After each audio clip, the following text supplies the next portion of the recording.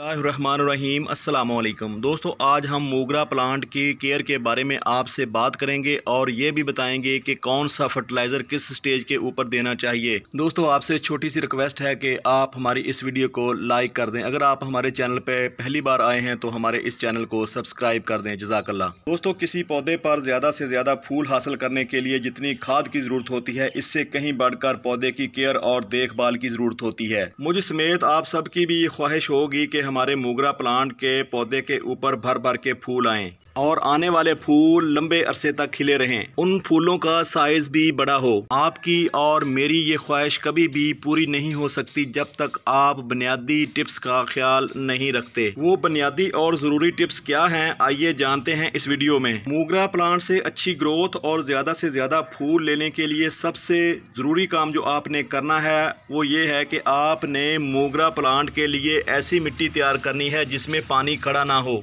आपने jasmine plant के लिए ऐसी मिट्टी लेनी है जो रेतली हो और पोरस हो। मोगरा प्लांट ऐसे इलाके का पौधा है जिन इलाकों की मिट्टी रेतली होती है, जिसमें पानी ज़्यादा देर तक रुकता नहीं। यानी मोगरा के पौधे को पानी बहुत कम देना चाहिए। पानी चाहिए तो हर रोज़, लेकिन कम मकदार में। पौधे की मिट्टी हमेशा नम रहनी चाहिए, ना कि सौगी। दोस्तों, ये उसी वक्त ही मुमकिन होगा जब आपने मिट्टी बनाते वक्त मिट्टी में सैंड यानी रेत को मिलाया होगा। दोस्तों, मोगरा उगाने के लिए दूसरी और अहम केयर वो ये है कि आपने पॉट का इंतखाब पौधे के साइज़ के मुताबिक करना है। अगर आपके मोगरा प्लांट का साइज़ छोटा है तो फिर आपने 8 या 10 इंच से ज़्यादा पॉट नहीं लेना। जैसे जैसे पौधे की ग्रोथ बढ़ती जाए, आप गमले का साइज़ भी बढ़ाते जाएँ। दोस्तों, अगर आपका मोगरा प्लांट का पौधा मुश्किल छोटे पॉट में रहेगा तो फिर इससे फूल आना नामुमकिन सी बात होगी।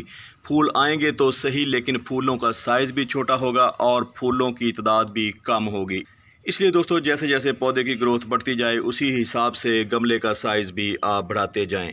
दोस्तों, मोगरा की ग्रोथ के लिए धूप और टेम्परेचर का बहुत ही अहम रोल होता है। यूं तो कोई भी पौधा धूप और रोशनी के बगैर ग्रोथ नहीं करता, ना ही अपने ऊपर फूल पैदा करता है। लेकिन जब आपने पौधे गमले में लगाए हों और गमले में लगाए गए पौधों के मामलात और भी ज़्यादा मुख्तलिफ हो जाते हैं, क्योंकि गमले में बहुत कम मिट्टी आती है और बहुत कम न्यूट्रिएंट होते हैं। पौधे की ग्रोथ रुकने और फूल ना आने की सबसे मेन वजह यह होती है कि जब ज़्यादा देर तक गमला धूप में पड़ा रहता है तो गमले में मौजूद मिट्टी गर्म हो जाती है, जिससे पौधे की जड़ें मुतासर होने लगती हैं। इसलिए दोस्तों, पौधे को आप ग्रीन शेड के नीचे लाजमी रखें। दोस्तों, पौधा अगर ज़्यादा देर धूप में पड़ा रहता है या हीट वाली जगह पे पड़ा रहता है तो उसके ऊपर आने वाले फूल भी पौधे के ऊपर लंबे अरसे तक टिक नहीं पाते।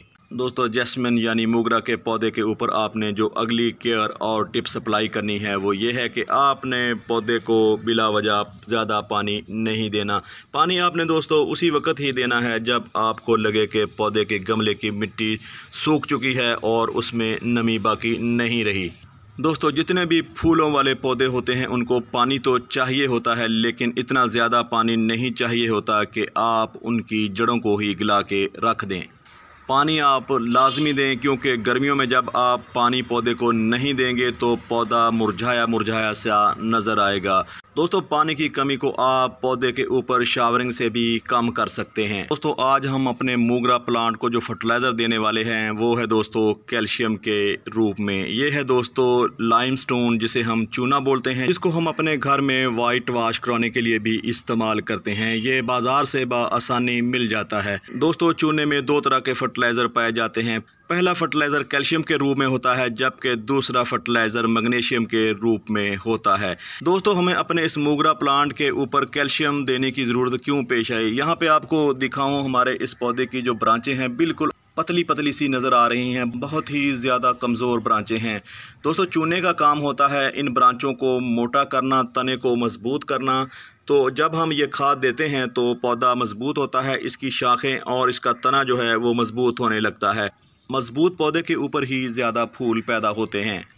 दोस्तों, चूने का दूसरा फ़ायदा ये होता है, ये मिट्टी में फंगस को लगने नहीं देता, कीड़ों मकोड़ों को पौधे से दूर रखता है। मिट्टी बनाते वक्त आप चूने का इस्तेमाल करते हैं तो पौधों के ऊपर लगने वाला जो फ्रूट होता है वो ख़राब नहीं होता। जब भी आप पौधे के लिए मिट्टी तैयार करें तो चूने को लाजमी मिट्टी में शामिल करें। वैसे तो दोस्तों चूने को मिट्टी बनाते वक्त ही इस्तेमाल करना चाहिए, लेकिन जब आपको लगे कि आपके पौधे के ऊपर वो सिम्टम ज़ाहिर होना शुरू हो चुके हैं तो फिर आप चूने को साल में किसी भी वक्त इस्तेमाल कर सकते हैं। इस खाद को दोस्तों आप हर 3 माह के बाद अपने पौधे को दे सकते हैं।